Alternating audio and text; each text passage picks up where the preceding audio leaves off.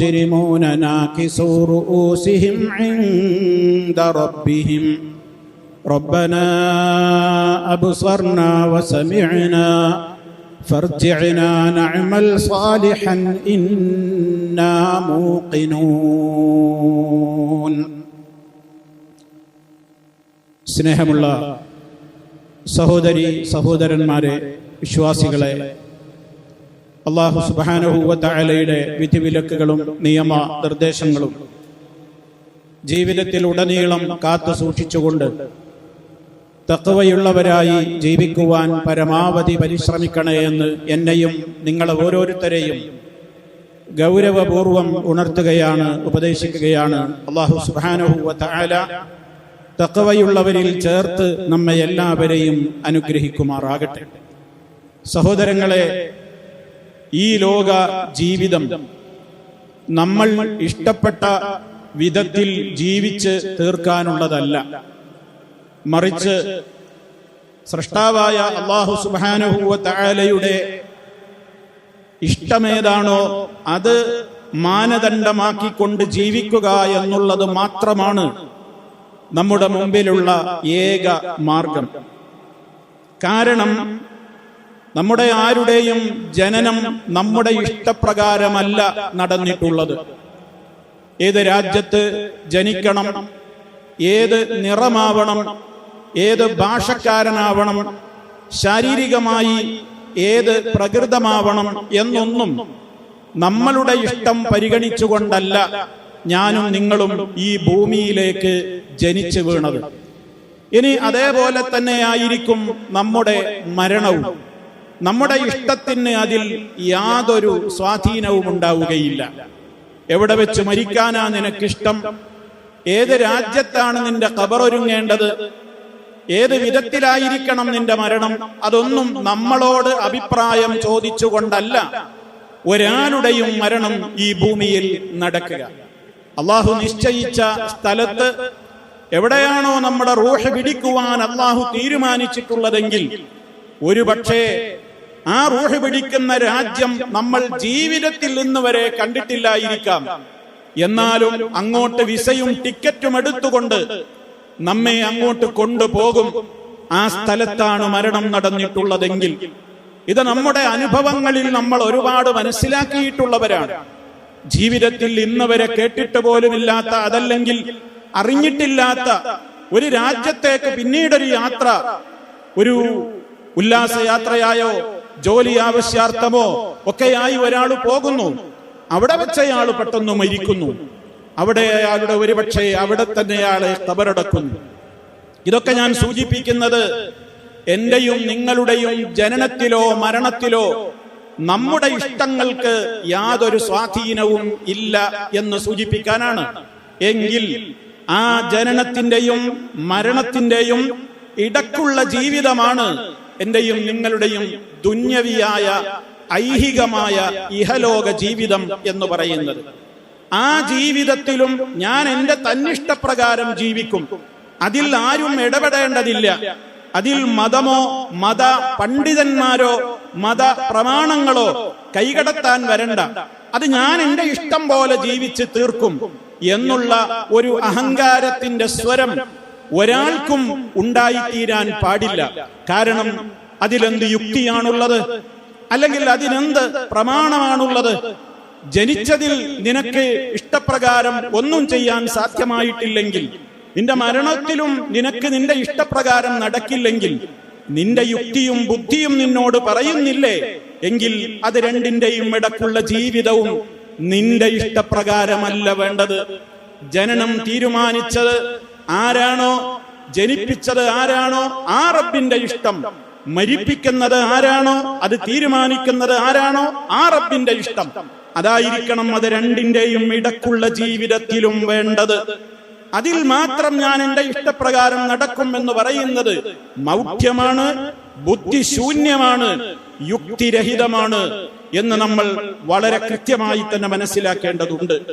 അതുകൊണ്ട് തന്നെ സഹോദരങ്ങളെ, യഥാർത്ഥമായ നിലക്ക് അള്ളാഹു എനിക്ക് നൽകിയ ഈ ജീവിതത്തിൽ ഞാൻ എന്റെ ജീവിതത്തെ എങ്ങനെ ക്രമീകരിക്കണമെന്നും അവന്റെ ഇഷ്ടമനുസരിച്ചുകൊണ്ടാണ് ഞാൻ എൻ്റെ ജീവിതത്തെ ക്രമീകരിക്കേണ്ടതൊന്നും നമ്മുടെ മനസ്സിനെ കൃത്യമായി പഠിപ്പിക്കുന്ന ചില കാര്യങ്ങളുണ്ട്.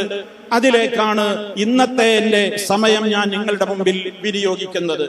മഹാനായ നബി സല്ലല്ലാഹു അലൈഹി വസല്ലം പറഞ്ഞ ഒന്നാമത്തെ മാർഗം മരണചിന്ത നമ്മൾ അധികരിപ്പിക്കലാണ്.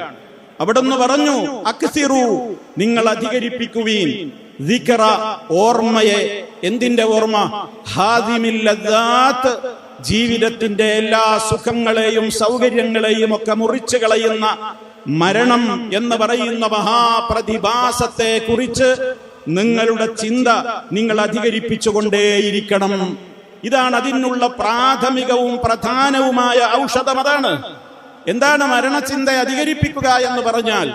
എനിക്ക് മരിച്ചു പോകണമല്ലോ, ഞാൻ മരിക്കുമല്ലോ എന്ന് പേടിച്ച് ജോലിക്കൊന്നും പോകാതെ, ജീവിതത്തിന്റെ ബാധ്യതകളൊന്നും നിർവഹിക്കാതെ ഇങ്ങനെ പേടിച്ചൊരു മാനസിക രോഗിയായി കഴിയണമെന്നാണോ മരണചിന്ത അധികരിപ്പിക്കുക എന്നുള്ളതിന്റെ താല്പര്യം?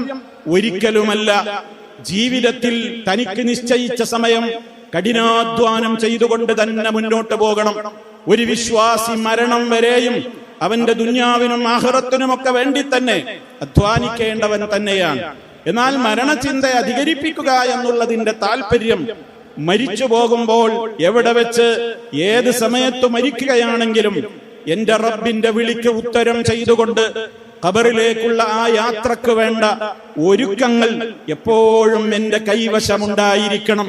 എപ്പോൾ വിളി വന്നാലും പോകാൻ റെഡിയായ നിലക്ക് ആ രാജ്യത്ത് അള്ളാഹു സ്വീകരിക്കുന്ന അമലുസ്സാലിഹാത്തുകളാകുന്ന കറൻസികളുമായി, അവിടെ സ്വീകരിക്കപ്പെടുന്ന മൂല്യമുള്ള വസ്തുക്കളുമായി യാത്ര പോകുവാൻ എനിക്ക് സാധ്യമാകണം.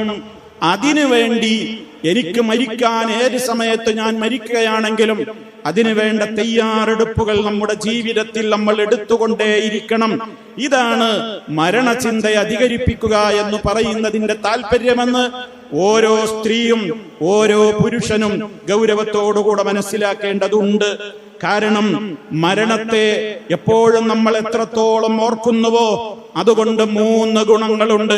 മഹാരഥന്മാരായ ചില പണ്ഡിതന്മാർ രേഖപ്പെടുത്തിയ ഉദ്ധരണികളിൽ കാണാം, മൻ അക്സറ മിൻ ദിക്രിൽ മൗത്ത്, ആരെങ്കിലും മരണചിന്ത അധികരിപ്പിച്ചുകൊണ്ടേയിരുന്നാൽ ഉക്രിമ ബിസലാസതി അഷ്യാ, 3 കാര്യങ്ങൾ കൊണ്ട് അവൻ അനുഗ്രഹിക്കപ്പെടും.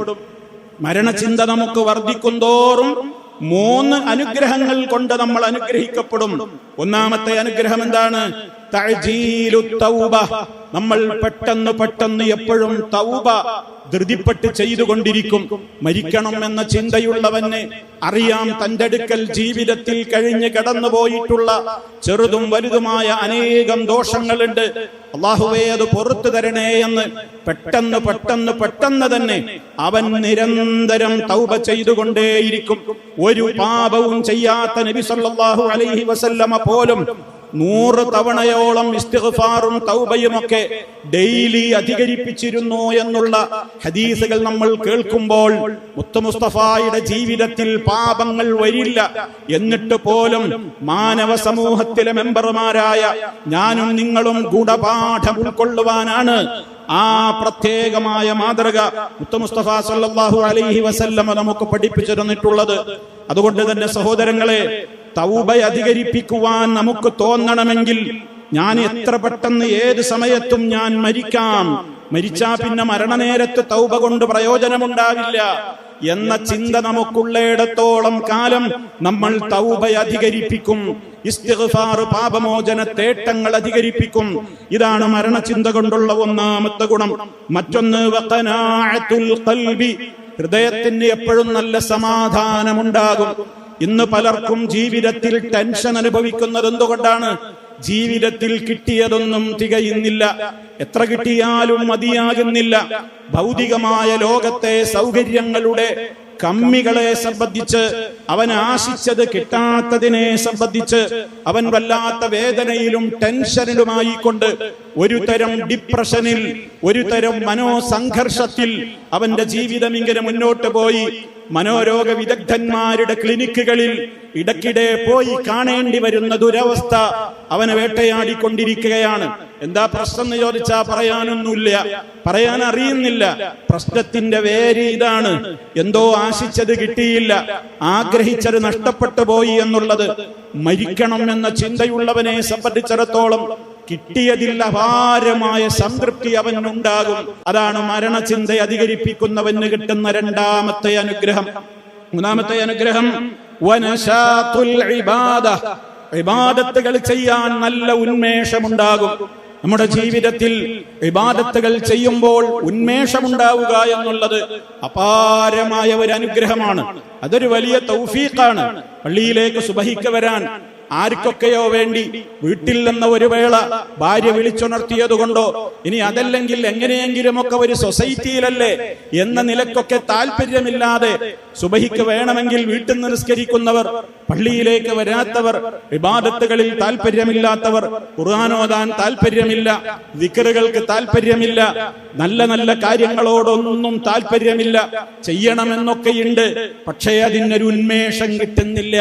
എന്താ കാരണം? മരണചിന്തയില്ല. അപ്പൊ മരണചിന്ത അധികരിച്ചു കഴിഞ്ഞാൽ മൂന്നാമത് ലഭിക്കുന്ന നേട്ടം എന്താണ്? ഇബാദത്തുകൾ ചെയ്യണമെന്ന് വലിയ ഉന്മേഷമുണ്ടാകും.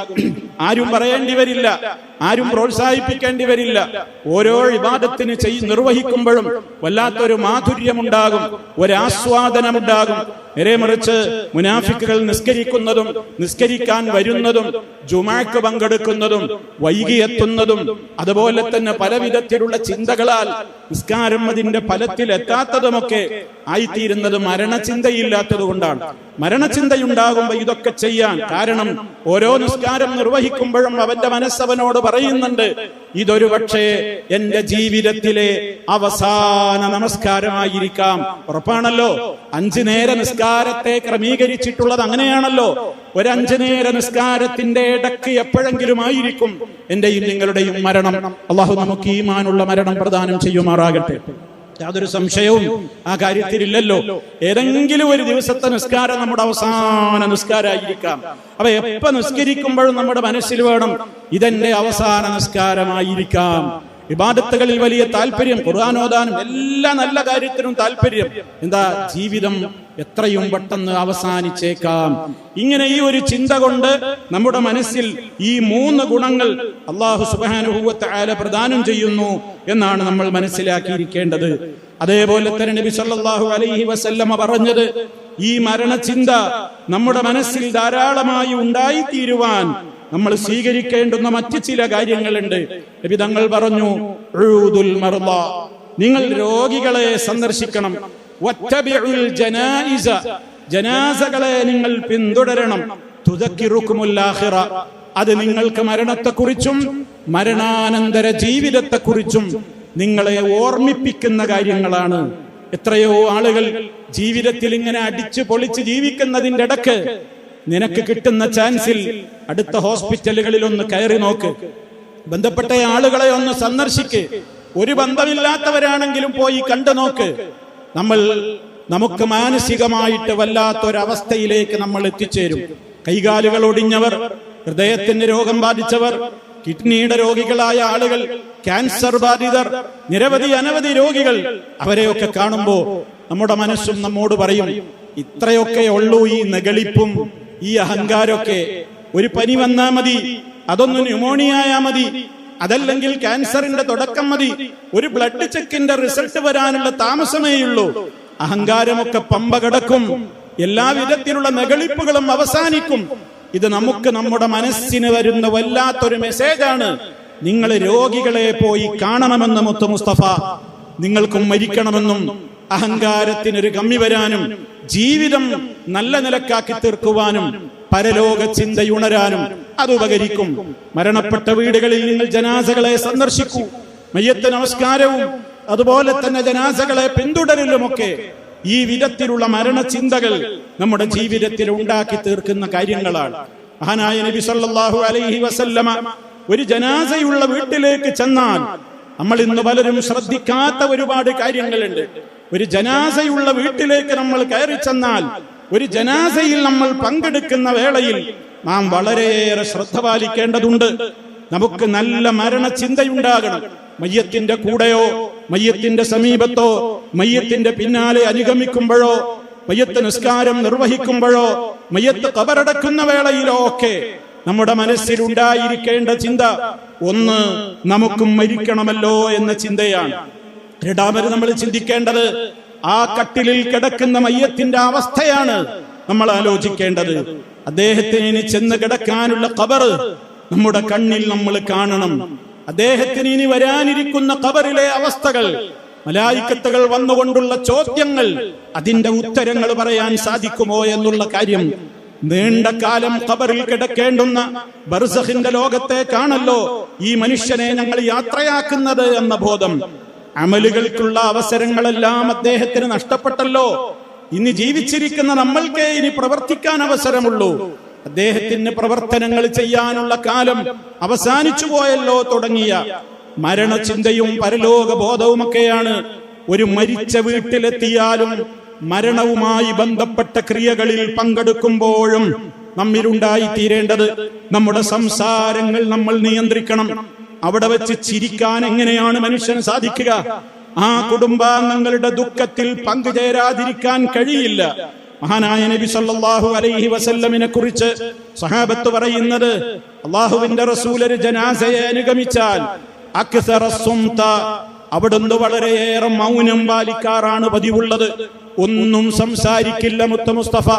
വറുഇയ അലൈഹിൽ കആബ, വല്ലാത്തൊരു വേദനയും സങ്കടവും ദുഃഖവുമൊക്കെ പ്രവാചക മുഖത്ത് ദൃശ്യമായിരുന്നു. അത് കുടുംബക്കാരി മരിച്ചിട്ടല്ല. വഅക്സറ ഹദീസൻ നഫ്സി, മനസ്സിൽ വല്ലാത്ത ഒരു ചിന്ത, സ്വന്തം മനസ്സിനോട് മരണത്തെ പരലോകത്തെ കുറിച്ച് സംവദിക്കുന്ന ആ ഒരു ചിന്താകുലമായ മനസ്സായിരുന്നു മുസ്തഫ ഒരു ജനാസയുടെ വേളയിൽ അവിടുത്തേക്കുണ്ടായിരുന്നതെന്ന് സഹാബത്ത് റിപ്പോർട്ട് ചെയ്യുകയാണ്. മഹാനായ സഹാബി അബ്ദുല്ലാഹി ഇബ്നു മസ്ഊദ് റളിയല്ലാഹു തആല അൻഹു ഒരിക്കൽ ഒരു ജനാസയിൽ പങ്കെടുത്തുകൊണ്ടിരിക്കുമ്പോൾ ജനാസയുടെ കൂടെയുള്ള ഒരു വ്യക്തി ചിരിക്കുന്നത് അദ്ദേഹത്തിന്റെ ശ്രദ്ധയിൽപ്പെട്ടു. സഹാബിയായ അദ്ദേഹം ഗൗരവത്തോടെ ഈ മനുഷ്യനോട് ചോദിക്കുകയാണ്, അത്തദ്ഹകു മഅൽ ജനാസ, ജനാസയുടെ കൂടെ പോകുമ്പോഴാണോ നീ ചിരിക്കുന്നത്? ലാ ഉകല്ലിമുക അബദ, ഇനി നിന്നോടൊരിക്കലും ഞാൻ മിണ്ടില്ല എന്ന വിഷയത്തിന്റെ ഗൗരവം സഹാബി അത് ചെയ്തിട്ടുള്ള ആളോട് ഓർമ്മപ്പെടുത്തി എന്നാണ്. സഹാബത്തിനെ കണ്ട താബിഈ പണ്ഡിതനായ ഇമാം ഖതാദ റഹിമഹുല്ലാഹ് പറയുകയാണ്, മഹാനായ സഹാബി അബൂദർദാ റളിയല്ലാഹു അൻഹു ഒരിക്കൽ ജനാസയിൽ പങ്കെടുത്തുകൊണ്ടിരിക്കെ ഒരാൾ ചിരിക്കുന്ന കാഴ്ച കണ്ടപ്പോൾ സഹാബി ഈ വ്യക്തിയോട് ചോദിച്ചു, അമാ കാന ഫീമാ റഅയ്ത മിൻ ഹൗലിൽ മൗതി മാ യുശ്ഗിലുക അനിൽ ളഹ്കി, ഇതീ കണ്ടതൊന്നും പോരെ, ഈ മരണത്തിൽ നീ പങ്കെടുത്തത് നിനക്ക് പോരെ?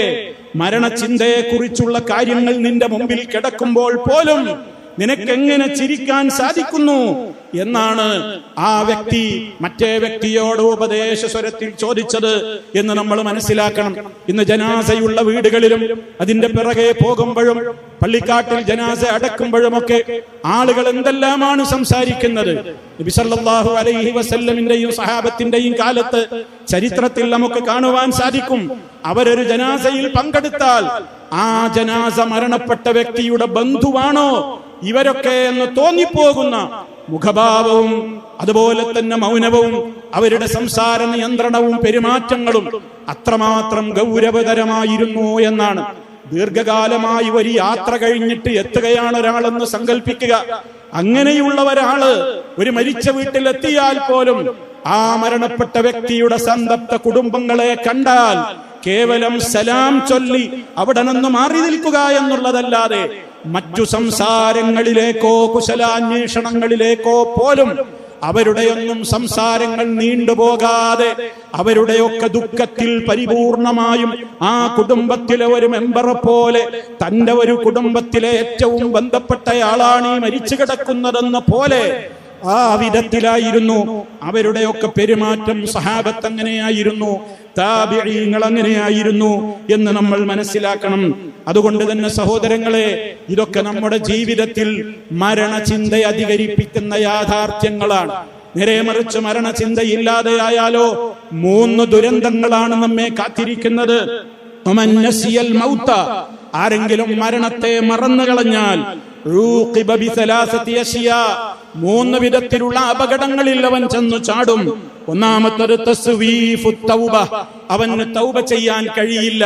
തൗബ ചെയ്യണമെന്നൊക്കെ ഉണ്ടാകും, പിന്നെ ആവാം, അടുത്ത റമദാൻ വരട്ടെ, ഹജ്ജിന് ചാൻസ് ഉണ്ടെങ്കിൽ അപ്പ നോക്ക, ഒരു ഉംറക്ക് പോകാൻ പറ്റുകയാണെങ്കിൽ അപ്പ നോക്ക എന്നൊക്കെ പറഞ്ഞിട്ട് അവൻ തന്റെ പാപങ്ങളെ കുറിച്ച് അള്ളാഹുവിന്റെ മുമ്പിൽ കരഞ്ഞു പറഞ്ഞു പ്രാർത്ഥിക്കാതെ അവൻ തൗബ ഇങ്ങനെ പിന്നേക്ക് നീട്ടിയിടും. അങ്ങനെയുള്ള ഒരവസ്ഥയിലേക്ക് അവൻ എത്തുമ്പോൾ ജീവിതത്തിൽ കിട്ടിയതിലൊന്നും അവനൊരു സംതൃപ്തിയുമില്ലാതെ ടെൻഷൻ അടിച്ചുകൊണ്ടവൻ നടക്കും. അതേപോലെ തന്നെ ഇബാദത്തുകളിൽ ഒരു ഉന്മേഷവും അവനുണ്ടാവുകയില്ല. ഇബാദത്തുകൾ ചെയ്യാൻ ഒരു താല്പര്യവും ഉണ്ടാവുകയില്ല. ഒന്നിനും അവന് മതചിട്ടകളോടോ മതത്തിന്റെ കൃത്യമായ നിയമങ്ങൾ അനുസരിച്ചുകൊണ്ട് ഹലാല് ഹറാമുകൾ പാലിച്ചുകൊണ്ട് ജീവിക്കുന്നതിനോട് ഒരു താല്പര്യവും അത്തരത്തിലുള്ള ആളുകൾക്ക് ഉണ്ടാവില്ല. കാരണം അവൻ ചെകുത്താന്റെ പിടിയിൽ അമർന്നിരിക്കുന്നു. ഈ 3 ദുരന്തങ്ങൾ മരണചിന്ത ഒരാളിൽ നിന്ന് നഷ്ടപ്പെട്ടാൽ അയാൾക്ക് വന്നു പോകും. അങ്ങനെയുള്ള ആളുകളുടെ അവസ്ഥ പിന്നെ എന്തായിത്തീരും? മരിക്കുന്ന നേരത്തെ ആള് പൊട്ടിക്കരയും, വിലപിക്കും, റബ്ബിർജിഊൻ, എന്റെ റബ്ബേ ഞങ്ങളെ ഒന്ന് മടക്കി തരാമോ, ഇപ്പൊ തന്നെ മരിപ്പിക്കല്ലേ, റബ്ബി ലൗലാ അഖർതനി ഇലാ അജലിൻ ഖരീബ്, ഒരല്പസമയത്തേക്കൊന്ന് പിന്തിക്കാമോ, ഞാൻ ധർമ്മം കൊടുത്തോളാം, ഞാൻ നല്ലവനായി ജീവിച്ചോളാം, ഇതുവരെ ചെയ്യാത്ത സൽക്കർമ്മങ്ങളൊക്കെ ഞാൻ ചെയ്തോളാം എന്ന മനുഷ്യൻ മരണവേളയിൽ മലക്കുകളുടെ മുമ്പിലും അള്ളാഹുവിന്റെ മുമ്പിലും അവൻ കെഞ്ചി പൊട്ടിക്കരയുമെന്നാണ്. പക്ഷേ ഒരു പ്രയോജനവും ആ വിലാപം കൊണ്ടുണ്ടാവില്ല. അങ്ങനെ അവൻ ആ രൂപത്തിലുള്ള ഏറ്റവും പ്രയാസകരമായ മരണം മരിച്ച് ഖബറിലെത്തും. ഖബറിലെ ശിക്ഷയാണെങ്കിൽ അസഹനീയമായ നിലക്കുള്ള കഠിനമായ ശിക്ഷയിൽ അവന്റെ ബർസഖി ലോകം നീട്ടിയിടപ്പെടും. നശ്വറിലെത്തിയാലോ നരകമാണ് അവന് പോകാനുള്ളത്. ആ നരകത്തെ കാണുന്ന വേളയിൽ അവൻ പറയുന്ന പൊട്ടിക്കരച്ചിലിന്റെ വിലാപമാണ് ഞാൻ നിങ്ങളെ തുടക്കത്തിൽ ഓതി കേൾപ്പിച്ചിട്ടുള്ള വചനം. ഇന്നും സുബഹി നമസ്കരിച്ചപ്പോൾ ഇമാമു 1-ാമത്തെ റക്അത്തിൽ പാരായണം ചെയ്ത സൂറത്തു സജദയിലെ വചനമാണ് ഞാൻ നിങ്ങളെ തുടക്കത്തിൽ ഓതി കേൾപ്പിച്ചത്. വലൗ തറാ, നീ എങ്ങാനും കണ്ടിരുന്നുവെങ്കിൽ സഹിക്കാനാവാത്ത രംഗമാണത് എന്ന് പറഞ്ഞ് ഗൗരവത്തോടെ അള്ളാഹു ഓർമ്മപ്പെടുത്തുകയാണ്. എന്തിനെ കുറിച്ചാ പറയുന്നത്? ഇതിൽ മുജ്രിമൂന, കുറ്റവാളികളായ പാപികളായ തെമ്മാടികളായ ധിക്കാരികളായ താന്തോന്നികളായ ആളുകൾ, വലൗ തറാ ഇതിൽ മുജ്രിമൂന നാകിസൂ റൂസിഹിം ഇൻദ റബ്ബിഹിം, പരലോക കോടതിയിൽ റബ്ബിന്റെ മുമ്പിൽ അവർ സങ്കടം സഹിക്കവയ്യാതെ ഖേദം സഹിക്കവയ്യാതെ തലയും തൂക്കിപ്പിടിച്ച് അവരിങ്ങനെ നമ്രശിരസ്കരായി അള്ളാഹുവിന്റെ മുമ്പിൽ നിന്നുകൊണ്ട് അവര് പൊട്ടിക്കരഞ്ഞുകൊണ്ട് അവര് പറയുകയാണ്, റബ്ബന, ഞങ്ങളുടെ റബ്ബേ, അബ്സർന, ഞങ്ങൾക്ക് കാര്യങ്ങളൊക്കെ ഇപ്പൊ കാണാൻ പറ്റിയിട്ടുണ്ട്, ഞങ്ങൾ ഇല്ല എന്ന് പറഞ്ഞതൊക്കെ ഉണ്ട് ഇപ്പൊ യാഥാർത്ഥ്യമായിട്ടുണ്ട്, ഖബർ ഞങ്ങൾ അനുഭവിച്ചു, നരകമിതാ വരാനിരിക്കുന്നു, വിചാരണയുണ്ട്, സിറാത്ത് പാലമുണ്ട്, ഗൗരവതരമാണ് മഹ്ശറ, അതൊക്കെ ഞങ്ങൾ ഇപ്പൊ കണ്ടു. വസമിഅനാ, ഞങ്ങൾ നിഷേധിച്ച് പുച്ഛിച്ച് പരിഹസിച്ച് തള്ളിക്കളഞ്ഞിരുന്ന പലതും സത്യമാണെന്ന് ഇപ്പൊ ഞങ്ങൾ കേട്ടു. മുമ്പ് കേട്ടതൊക്കെ യാഥാർത്ഥ്യമായിരുന്നു. പ്രബോധകന്മാരും പ്രവാചകന്മാരുമൊക്കെ പ്രമാണങ്ങൾ ഉദ്ധരിച്ചുകൊണ്ട് ഞങ്ങളോട് ഉപദേശിച്ചിരുന്നതൊക്കെ സത്യമായിരുന്നു എന്ന് അന്ന് കേട്ടതൊക്കെ ഇപ്പൊ ഞങ്ങൾക്ക് ബോധ്യമാകുന്നുണ്ട്. അതൊക്കെ തന്നെയാണ് വേണ്ടിയിരുന്നതെന്ന്. പക്ഷേ സാധിച്ചില്ല. അതുകൊണ്ട് അല്ലാഹുവേ, ഫർജിഅനാ, നീ ഞങ്ങളെ ഒന്ന് മടക്കിത്തരാമോ, ദുനിയാവിലേക്ക് നീ ഞങ്ങളെ ഒന്ന് മടക്കിത്തരാമോ എന്ന് അല്ലാഹു സുബ്ഹാനഹു വ തആലയോട് അവർ ചോദിക്കുകയാണ്. എന്തിനാ ഭൂമിയിലേക്ക് പോകുന്നത്? നഅമൽ സാലിഹൻ, സൽക്കർമ്മങ്ങളൊക്കെ ഞങ്ങളൊന്ന് ചെയ്തിട്ട് വീണ്ടും ഞങ്ങൾ തിരിച്ചു വരാം. കാരണം ഇന്നാ മൂഖിനൂൻ, ഇപ്പൊ ഞങ്ങൾക്ക് നല്ല ഉറച്ച വിശ്വാസം വന്നിട്ടുണ്ട്, ഞങ്ങൾക്കിപ്പൊ നല്ല ദൃഢമായ ബോധ്യം വന്നിട്ടുണ്ട്. അതുകൊണ്ടല്ലാ, ഒന്ന് പറഞ്ഞേക്കാമോ ദുനിയാവിലേക്ക് എന്ന്. നരകം കാണുമ്പോഴും നരകത്തിലെത്തിയാലും ഈ തെമ്മാടികൾ പറഞ്ഞുകൊണ്ടിരിക്കും, ആ രംഗമെങ്ങാനും നബിയെ നിങ്ങൾ കണ്ടിരുന്നുവെങ്കിൽ അത് നിങ്ങൾക്ക് കാണാൻ കഴിയാത്തത്ര ഭീകരവും ബീഭത്സവുമായിരിക്കുമെന്നാണ് അല്ലാഹു സൂറത്തു സജദയിൽ വളരെ കൃത്യമായി തന്നെ പഠിപ്പിക്കുന്നത്. അതിനല്ല കൊടുക്കുന്ന മറുപടി എന്താ? അങ്ങനെ ചോദിക്കുമ്പോ ഫദൂഖൂ ബിമാ നസീതും ലിഖാഅ യൗമികും ഹദാ, ഇങ്ങനെ ഒരു ദിവസം വരാനുണ്ടെന്നും ഞാനും നിങ്ങളുമായി കണ്ടുമുട്ടുന്ന വിചാരണയുടെ ഒരു ദിവസം വരാനുണ്ടെന്നും നിങ്ങൾക്ക് പഠിപ്പിക്കപ്പെട്ടപ്പോ അതിനെയൊക്കെ നിങ്ങൾ മറന്നു കളഞ്ഞവരാണ്. അതുകൊണ്ട് ഇന്നാ നസീനാകും, ഇന്നത്തെ കാര്യം, നിങ്ങളുടെ കാര്യം ഞാനും അങ്ങ് മറക്കുകയാണ്. ഒന്നും ഇങ്ങോട്ട് പറയണ്ട. വദൂഖൂ അദാബൽ ഖുൽദി, ശാശ്വതമായ നരകശിക്ഷ ആസ്വദിച്ചുകൊള്ളൂ നിങ്ങൾ. എന്തിനെ? നിങ്ങളോട് ഞാനൊരു അക്രമവും ചെയ്തിട്ടല്ല. ബിമാ കുൻതും തഅമലൂൻ, നിങ്ങൾ പ്രവർത്തിച്ചതിന്റെ ഫലം എന്ന നിലക്ക് അനുഭവിച്ചേ പറ്റൂ എന്നുള്ള മറുപടിയാണ് ലഭിക്കുക എന്ന് സൂറത്തു സജദ എല്ലാ വെള്ളിയാഴ്ചയും സുബഹിക്ക് നമ്മൾ കേൾക്കുകയാണ്. നമ്മൾ ഗൗരവത്തോടുകൂടെ മനസ്സിലാക്കുക. അതുകൊണ്ട് സഹോദരങ്ങളെ, മരണചിന്ത അധികരിപ്പിച്ച് നമ്മുടെ ജീവിതത്തിൽ മരണവേളയിൽ കരയാതെ, ഖബറിൽ ശിക്ഷയ്ക്ക് വിധേയരാവാതെ, മഹ്ശറിൽ സ്വർഗവാസികളുടെ കൂടെ ചെന്ന് ചേരുന്ന സൗഭാഗ്യത്തിന് യോഗ്യരാകുന്ന വിധത്തിൽ ആയിത്തീരുവാൻ നമ്മൾ എല്ലാവരും പരിശ്രമിക്കുക, പ്രാർത്ഥിക്കുക, അതിനുവേണ്ട പ്രവർത്തനങ്ങളിൽ ഏർപ്പെടുക. അല്ലാഹു സുബ്ഹാനഹു വ തആല നമുക്കെല്ലാം അതിനുള്ള തൗഫീഖ് നൽകി അനുഗ്രഹിക്കുമാറാകട്ടെ. അപാകതകൾ അവൻ പുറത്തു തരുമാറാകട്ടെ.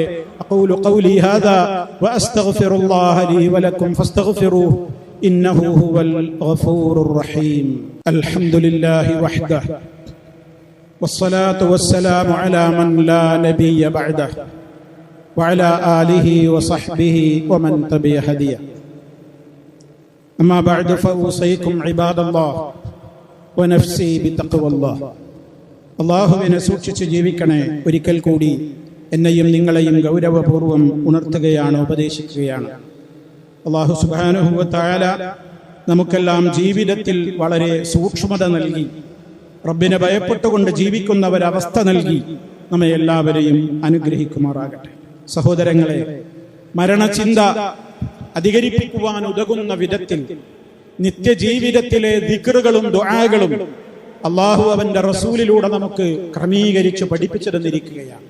ഒരു വിശ്വാസി, അവൻ ആണാവട്ടെ പെണ്ണാവട്ടെ, തൻ കിടന്നുറങ്ങുന്ന കിടക്കപ്പായയിൽ നിന്ന്, തന്റെ ബെഡിൽ നിന്ന് എഴുന്നേൽക്കുന്ന സമയം മുതൽ രാത്രി അവൻ കിടന്നുറങ്ങുവോളം ഏതൊക്കെ സമയങ്ങളിൽ ഏതൊക്കെ ദിക്റുകൾ, ഏതൊക്കെ ദുആകൾ, എത്ര തവണ, എങ്ങനെയെല്ലാം നിർവഹിക്കണമെന്ന് കൃത്യമായി പഠിപ്പിച്ചിരുന്നിട്ടുണ്ട്. അതൊക്കെ അർത്ഥവും ആശയവും പഠിച്ച് മനസ്സിലാക്കി മനഃപ്പാഠമാക്കി ജീവിതത്തിന്റെ ഭാഗമാക്കി മാറ്റുന്നവർക്കാണ് വിജയം വരിക്കുവാൻ സാധിക്കുക. അതിൽ പ്രത്യേകം എടുത്തു പറഞ്ഞവയാണ് പ്രഭാതത്തിലും പ്രദോഷത്തിലും നിർവഹിക്കേണ്ടുന്ന ദിക്റുകൾ. അദ്കാറുസ് സബാഹ്, പ്രഭാത ദിക്റുകൾ. അദ്കാറുൽ മസാ, പ്രദോഷ ദിക്റുകൾ. ആ കൂട്ടത്തിൽ നിത്യവും നമ്മൾ ചൊല്ലേണ്ടുന്ന, നമുക്കൊക്കെ സുപരിചിതമായ കൊച്ചു സൂറത്തുകളുണ്ട്. അതിൽപ്പെട്ട ഒരു സൂറത്ത്, 3 സൂറത്തുകളുണ്ട്. ഒന്ന് നമുക്കെല്ലാം അറിയാവുന്ന സൂറത്തുൽ ഇഖ്ലാസ് അഥവാ ഖുൽ ഹുവല്ലാഹു അഹദ്. മറ്റൊന്ന് ഖുൽ അഊദു ബിറബ്ബിൽ ഫലഖ്, മറ്റൊന്ന് ഖുൽ അഊദു ബിറബ്ബിൻ നാസ്. ഈ 3 സൂറത്തുകളും 5 നേര നിസ്കാരത്തിന്റെയും ശേഷം ഓരോ തവണ നമ്മൾ ചൊല്ലിയിരിക്കണം. അനിവാര്യമായും നമ്മൾ ആരും മുടങ്ങാതെ അത് നിർവഹിക്കേണ്ടതാണ്. 5 നേര നിസ്കാരത്തിന്റെ ശേഷവും ഈ 3 സൂറത്തുകളും ഓരോ തവണ നമ്മൾ നിർവഹിക്കണം. അതിന്റെ പുറമെ പ്രഭാത ദിക്റുകൾ എന്ന നിലക്കും പ്രദോഷ ദിക്റുകൾ എന്ന നിലക്കും ഈ 3 സൂറത്തുകളും 3 തവണ വീതം നമ്മൾ നിർവഹിക്കേണ്ടതുണ്ട്. 5 നേര നിസ്കാരത്തിൽ സുബഹിക്ക് ശേഷമാണെങ്കിലും മഗ്രിബിക്ക് ശേഷമാണെങ്കിലും ഒക്കെ ഓരോ തവണ നിസ്കാരത്തിന്റെ ശേഷം എന്ന നിലക്കുള്ള സൂറത്ത് എന്ന നിലക്ക് നമ്മൾ ഇത് നിർവഹിക്കണം. അതിന്റെയൊക്കെ പുറമെ രാവിലെയുള്ള ദിക്റ്, വൈകുന്നേരമുള്ള ദിക്റ് എന്ന നിലയ്ക്ക് ഈ 5 നേര നിസ്കാരങ്ങളുടെ പിറകെ ചൊല്ലുന്നതിന്റെ പുറമെ 3 തവണ ഈ 3 സൂറത്തുകളും ചൊല്ലാൻ നമ്മൾ മറക്കരുത്. ഞാനിത് വ്യക്തമായി വേർതിരിച്ചു പറയുന്നത്, ചില ആളുകളെങ്കിലും തെറ്റിദ്ധരിച്ചിട്ടുള്ളത് ഈ സൂറത്തുൽ ഇഖ്ലാസും മുഅവ്വദതൈനിയും അഥവാ ഖുൽ ഹുവല്ലയും അഊദു ബിറബ്ബിൽ ഫലഖും ഖുൽ അഊദു ബിറബ്ബിൻ നാസും ഒക്കെ നിസ്കാരങ്ങളുടെ പിറകെ ഓരോ തവണ ചൊല്ലണമെന്നും എന്നാൽ ഫജ്റിന്റെയും മഗ്രിബിന്റെയും ശേഷം ചൊല്ലുമ്പോൾ 3 തവണ ചൊല്ലണമെന്നും തെറ്റിദ്ധരിച്ചിട്ടുണ്ട്. ആ ധാരണ ശരിയല്ല. എല്ലാ നിസ്കാരത്തിന്റെ ശേഷവും ഓരോ തവണ തന്നെയാണ് ചൊല്ലേണ്ടത്. എന്നാൽ പിന്നെ 3 തവണ നമ്മൾ ചൊല്ലണം എന്ന് പറയുന്നത് എപ്പോഴാണ്? അത് പ്രഭാത ദിക്റിന്റെ കൂട്ടത്തിൽ ചൊല്ലുമ്പോൾ, അതുപോലെ വൈകുന്നേര ദിക്റിന്റെ കൂട്ടത്തിൽ ചൊല്ലുമ്പോൾ. പ്രഭാത ദിക്റുകൾ ചൊല്ലേണ്ടത് എപ്പോഴാണ്? സൂര്യൻ ഉദിച്ചതിന്റെ ഉടനെ, അതിന്റെ ശേഷം, അല്ലെങ്കിൽ അതിന്റെ മുമ്പായി, സുബഹി കഴിഞ്ഞ് സൂര്യോദയത്തിന്റെ ഇടക്കുള്ള സമയത്താണ് പ്രഭാത ദിക്റുകളുടെ ഉത്തമമായ സമയം. ഇനി ഒരാൾക്ക് എന്തെങ്കിലും സംഗതിവശാൽ സാധിച്ചില്ലെങ്കിൽ സൂര്യോദയത്തിന്റെ ശേഷവും നിർവഹിക്കാം. വൈകുന്നേര ദിക്റുകളോ അസർ നമസ്കാരത്തിന്റെയും മഗ്രിബ് നമസ്കാരത്തിന്റെയും ഇടക്ക്, മഗ്രിബിന്റെ തൊട്ട് മുമ്പുള്ള അസ്തമനത്തോടടുക്കുന്ന സമയമായാൽ ഏറ്റവും നല്ലത്. ഇനി ഒരാൾക്ക് അതിന് സാധിച്ചില്ലെങ്കിൽ മഗ്രിബ് നമസ്കാര ശേഷവും അയാൾക്കത് ചൊല്ലി തീർക്കാവുന്നതാണ്. എന്തായിരുന്നാലും സഹോദരങ്ങളെ, ഈ 3 അധ്യായങ്ങൾ നമ്മുടെ ജീവിതത്തിൽ നമ്മളത് പാലിക്കുമ്പോഴോ നിനക്ക് അത് മതി എന്നാണ് മുഹമ്മദ് മുസ്തഫ സല്ലല്ലാഹു അലൈഹി വസല്ലം പഠിപ്പിച്ചിട്ടുള്ളത്. ദുന്യവിയായും ഉഖറവിയായും ഉണ്ടാകാവുന്ന അപകടങ്ങളില്ലെന്ന്, പ്രയാസങ്ങളില്ലെന്ന്, പരീക്ഷണങ്ങളില്ലെന്ന്, ആ നിലക്കൊക്കെ കാവലാണ് ഈ 3 സൂറത്തുകളും എന്ന് നമ്മളെല്ലാവരും മനസ്സിലാക്കണം.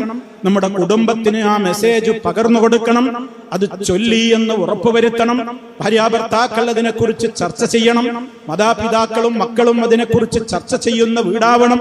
അങ്ങനെയൊക്കെ ആ നിലക്കുള്ള ദിക്റുകളോടുള്ള ഒരു സ്നേഹമുള്ള ഒരു കുടുംബമാണെങ്കിൽ നമുക്ക് നല്ല നിലക്ക് മരിക്കുവാൻ സാധിക്കുന്നതാണ്.